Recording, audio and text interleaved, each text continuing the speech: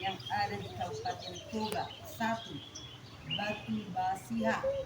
Batu basiha adalah bentukan dari proses geologis akibat pendinginan magma, yaitu lava yang mengalir dari letusan gunung purba di kaldera Persea. Setelah membeku, magma ini kemudian membentuk struktur kekar kolom yang merupakan karakteristik utama dari batuan jenis andesit. Ini kolom-kolom alami berukuran besar itu terlihat menyerupai garis-garis fosil kayu. Selama proses pendinginan, magma mengalami kontraksi dan retak secara teratur sehingga membentuk struktur kolom-kolom vertikal yang besar dan khas. Andesit ini adalah jenis batuan vulkanik yang berbentuk dari magma yang kaya silika.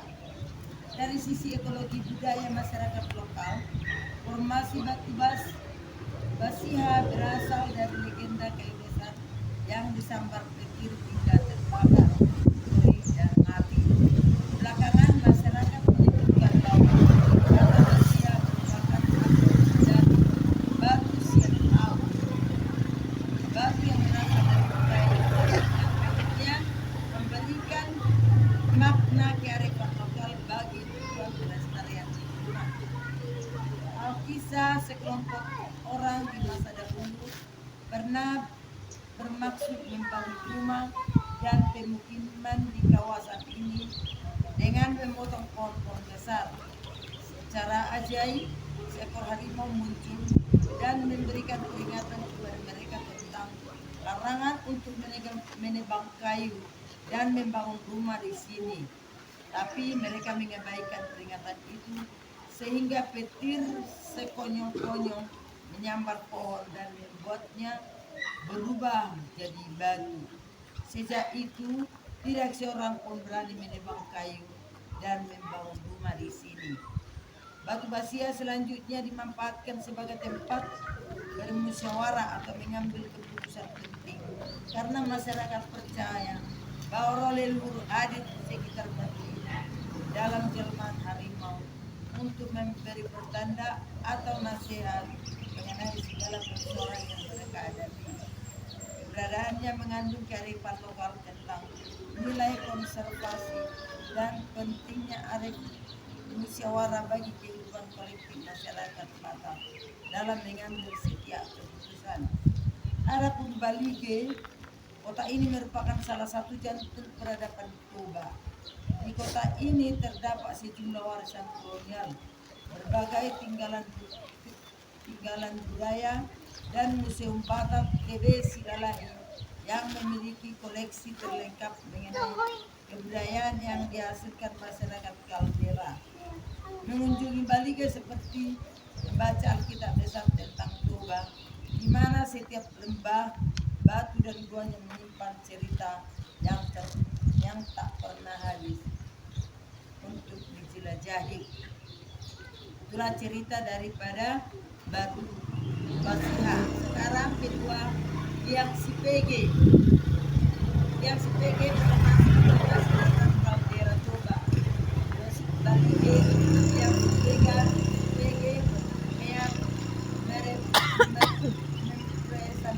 mempresentasikan karakteristik geologi pasca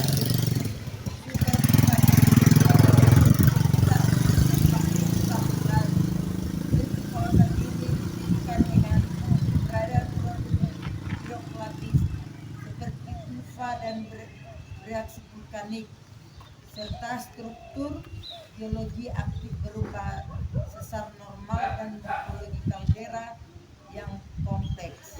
Kombinasi antara endapan vulkanik, aktivitas tektonik dan erosi menciptakan formasi-formasi yang unik seperti fenomena gua alami di liang Sipege, batu yang mirip kayu terbakar di batu basiha, serta ekosistem hayatinya yang didominasi pinus, perdu, dan semak. Yang Sipege memiliki keindahan mosaik dinding yang terbentuk secara alami melalui proses pelapukan dan erosi yang panjang dari dinding kaldera Persea.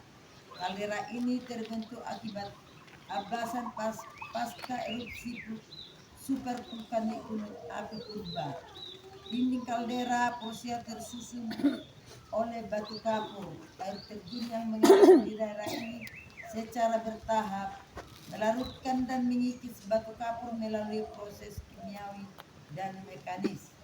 Proses peraturan dan penyikisan ini terus berlanjut hingga akhirnya terbentuk lubang atau gua di dinding batu kapur yang kemudian dikenal sebagai liang Sipege. Masyarakat setempat meyakini bahwa liang Sipege adalah bekas tempat bertapa atau tempat persembunyian leluhur mereka.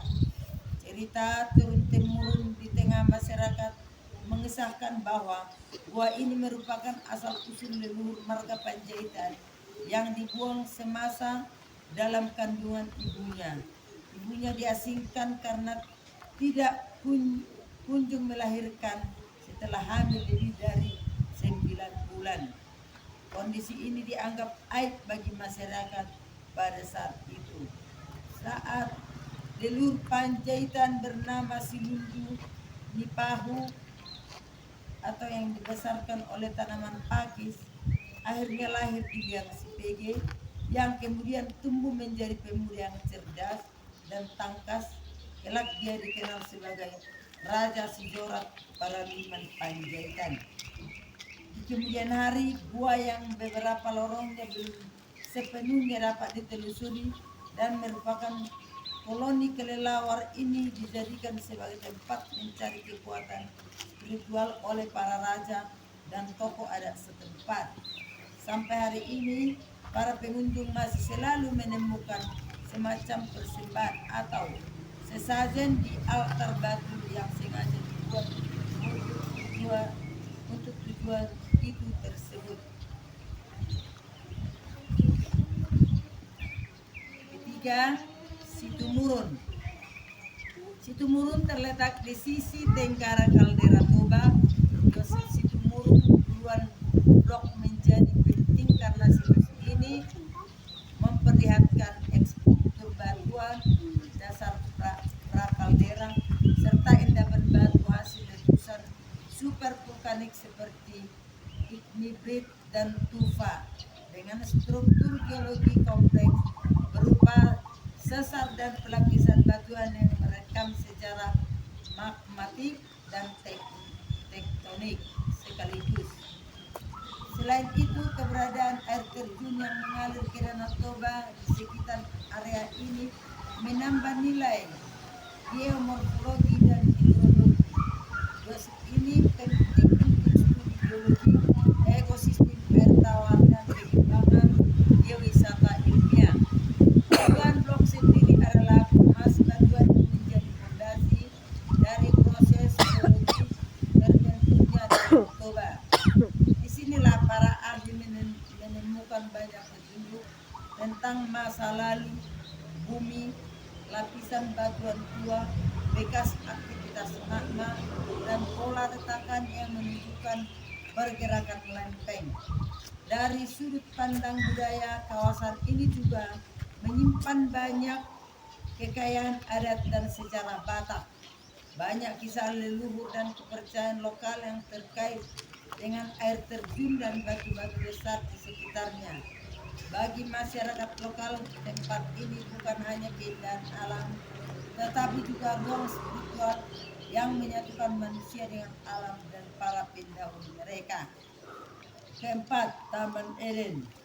Posisinya yang berlatar belakang hutan lindung membuat dosis ini memiliki kekayaan biodiversitas flora dan fauna.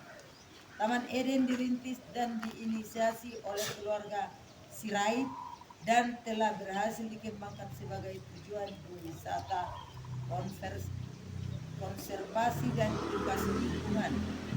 Selain menjadi pusat pendidikan lingkungan, penelitian, dan ekowisata, Taman Eden juga menjadi pusat industri kecil pengolahan hasil tanaman-tanaman lokal menjadi bioproduk seperti bumbu andaliman, madu hutan kaldera, andaliman biji, kering dalam kemasan, andaliman bubuk dalam kemasan, crispy jamur bumbu andaliman, keripik singkong rasa andaliman, permen rasa andaliman, bandrek rasa andaliman, dan sebagainya.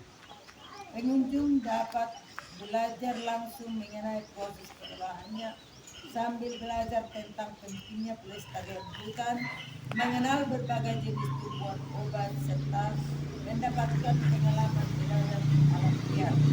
Taman Eden juga dilengkapi dengan taman anggrek yang terdiri dari puluhan koleksi anggrek khas kaldera Toba, di samping berbagai koleksi tanaman langka yang nilainya endemisitas cukup tinggi.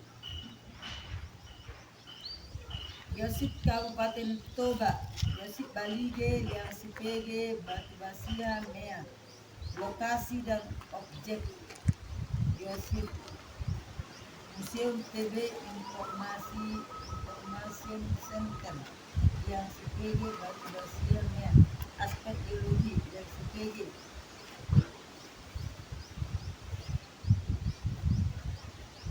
Legenda kata Basiha berasal dari bahasa Batak, berarti batu sienhau.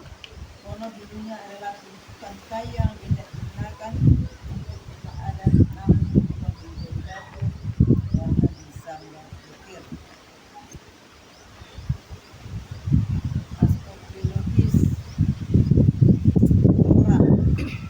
Bagi sawah bagi antara perbukitan milik masyarakat yang hidup dari bertani baik di sawah maupun di kaldera memiliki potensi air tinggi dan tanah subur dari pelabuhan perbukitan. Faunanya kerbau atau bubalus bubilis digunakan sebagai alat produksi tabungan termasuk nutrisi dan berbagai dari ribuan batang. Susu kerbau diolah menjadi lauk atau dicampur dalam masakan asli. Daging kerbau digunakan untuk konsumsi harian dan upacara adat seperti perkawinan, kematian, dan mau karbon atau ulang berulang.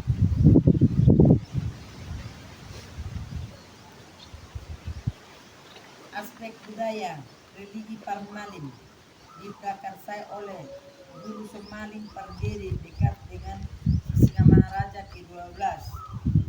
Dua ritual tahunan utama, Parningotan Hatutu Bumi Tuhan atau Sipahasada awal Maret. Dua, Pamelian Bolon Sipahalima bulan Juni sampai Juli. Museum TB Silalai menampilkan rumah adat Batak, koleksi pribadi, alat musik, tenun perkakas dan pertanian dan budaya Puak sekitar Danau Toba. Di sini ada semua gambar-gambarnya ya. Nanti ini dilengketkan, anak-anak didik kami harus mengetahuinya.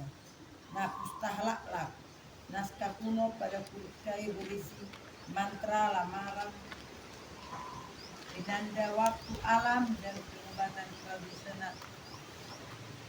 Lokasi huta tinggi Sidiboni itu. Kalau di Situmurun, Puluhan Blok. Lokasi objek Situmurun, Puluhan Blok, air terjun Situmurun.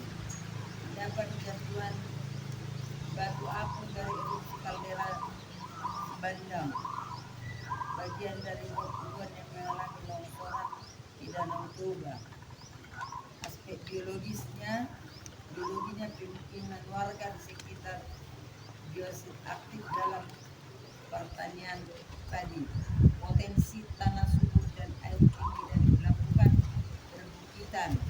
Faunanya kerbau digunakan seperti Yosip sebelumnya, pertanian tujuan konsumsi.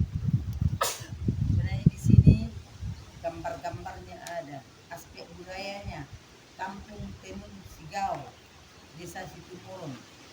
Sebagian besar wanita menjadi peneliti kurus. Program pemberdayaan perempuan dan ekonomi lokal. Nah, di sini